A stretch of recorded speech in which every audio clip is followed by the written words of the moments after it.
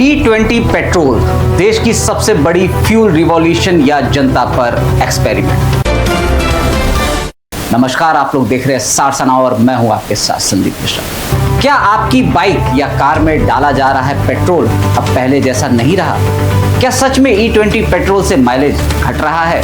क्या पुराने वाहनों के इंजन पर इसका असर पड़ सकता है? और सबसे बड़ा सवाल, क्या देश भर के करोड़ों वाहन चालकों पर बिना पूरी तैयारी के एक बड़ा प्रयोग किया जा रहा है? इन सवालों ने अब सोशल मीडिया से लेकर राजनीति, सड़क और सुप्रीम कोर्ट तक दस्तक दे दी है। सरकार कह रही है E20 भारत का भविष्य है, तो वहीं विपक्ष सवाल उठा रहा है, क्या जनता की गाड़ियों का क्या होगा? और आम लोग पूछ रहे हैं, आखिर सच क्या है? आज इसी मुद्दे को समझेंगे फैक्ट, डाटा और ग्राउंड रियलिटी के साथ। E20 आखिर है क्या? E20 का मतलब है ऐसा पेट्रोल जिसमें 20% एथेनॉल और 80% सामान्य पेट्रोल मिलाया जाता है। इथेनॉल एक तरह का बायोफ्यूल है जो मुख्य रूप से गन्ना, मक्का और कृषि उत्पादों से तैयार होता है। भारत सरकार कई सालों से इथेनॉल ब्लेंडिंग प्रोग्राम यानी EBP चला रही है। पहले E5, फिर E10 और अब देश तेजी से E20 मॉडल की तरफ बढ़ चुका है।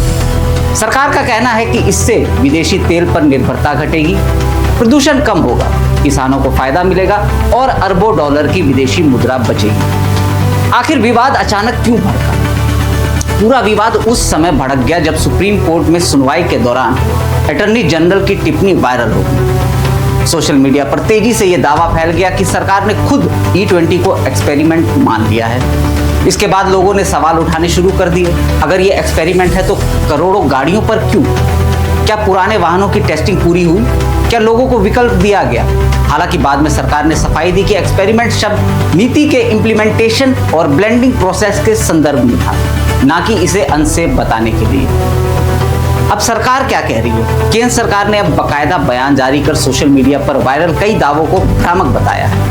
सरकार के अनुसार E20 वैज्ञानिक रूप से टेस्टेड है, दुनिया के कई देशों में पहले से इस्तेमाल हो रहा है, इससे इंजन को कोई बड़ा खतरा नहीं है और माइलेज में केवल मामूली कमी आती है। पेट्रोलियम मंत्री हरदीप सिंह पुरी ने कहा, E20 को लेकर डर का माहौल बनाया जा रहा है, जबकि ये क्लीन एनर्जी ट्रांजिशन का हिस्सा है।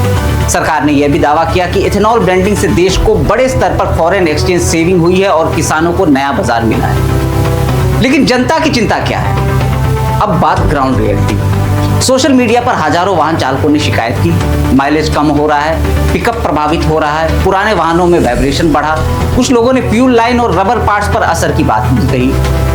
ऑटो एक्सपर्ट का भी कहना है कि अगर वाहन E20 कंपैटिबल नहीं है तो लंबे समय में कुछ कंपोनेंट्स पर असर पड़ सकता है। हालांकि इंडस्ट्री बॉडी का कहना है कि यह सेफ्टी रिस्क नहीं बल्कि कंपैटिबिलिटी का मामला है। क्या सच में इससे माइलेज कम होता है? ये सबसे बड़ा सवाल है। एक्सपर्ट के अनुसार इथेनॉल की एनर्जी डेंसिटी सामान्य पेट्रोल से थोड़ी कम होती है, यानी थ्योरेटिकली माइलेज में हल्की गिरावट संभव। सरकार ने भी माइनर माइलेज ड्रॉप की बात स्वीकार की है, लेकिन सरकार का दावा है कि यह कमी इतनी बड़ी नहीं है कि इसे वाहन खराब होना जैसे संकट बताया जाए। अब फायदा किसे? इस नीति का सबसे बड़ा आर्थिक फायदा शुगर इंडस्ट्री और किसानों को माना जा रहा है। भारत दुनिया के सबसे बड़े क्रूड ऑयल इंपोर्टर्स में शामिल है। ऐसे में इथेनॉल ब्लेंडिंग से इंपोर्ट बिल घटाने की कोशिश की जा रही है। इसके अलावा गन्ना किसानों को अतिरिक्त डिमांड मिलती है, शुगर मिल्स को नया रेवेन्यू मिलता है और सरकार क्लीन फ्यूल नैरेटिव को आगे बढ़ा रही है। अब भारत E85 और E100 जैसे हाई एथेनॉल फ्यूल मॉडल की दिशा में भी तैयारी कर रहा है। अब सबसे बड़ा सवाल, क्या आम आदमी तैयार है? यहीं से असली बहस शुरू होती है। क्या देश भर के पुराने वाहन E20 रेडी हैं? क्या लोगों को सही जानकारी दी गई? क्या पेट्रोल पंपों पर विकल्प होना चाहिए? और अगर माइलेज कम होता है तो उसका आर्थिक बोझ कौन उठाएगा? विपक्ष अब इस मुद्दे को सरकार को घेर रहा है। आप और कई अन्य नेताओं ने इसे जनता पर थोपा गया प्रयोग बताया है। वहीं सरकार कह रही है कि यह भविष्य की जरूरत है और दुनिया क्लीन फ्यूल इकोनॉमी की तरफ बढ़ रही है। तो क्या E20 भारत को ऊर्जा आत्मनिर्भर बनाएगा?